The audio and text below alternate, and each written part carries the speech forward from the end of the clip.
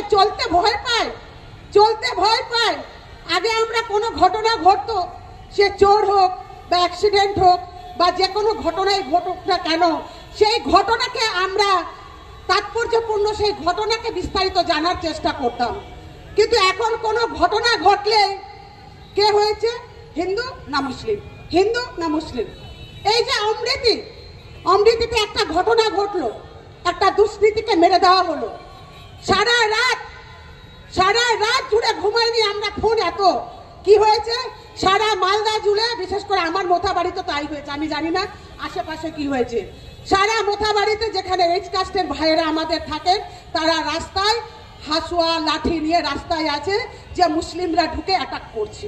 দেখি এই বিষ কে ছড়ালো? এই বাংলার সংস্কৃতি তো এই বিষ ছিল না, মালদার মাটিতে তো এই বিষ ছিল না। আমরা সবাই একসঙ্গে খেয়েছি, একসঙ্গে চলছি, একসঙ্গে আমরা থাকছি, সবাই আমরা সম্প্রীতির বাঁধনে আছি।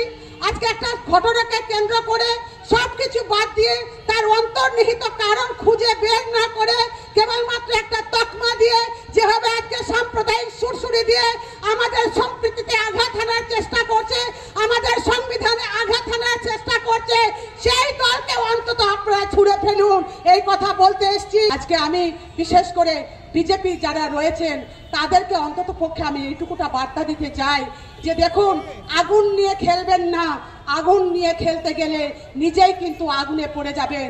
আজকে এখনো পর্যন্ত আমি মনে করি বাংলার মানুষ খুব শান্ত, এখনো পর্যন্ত বাংলার মানুষ খুব শান্ত।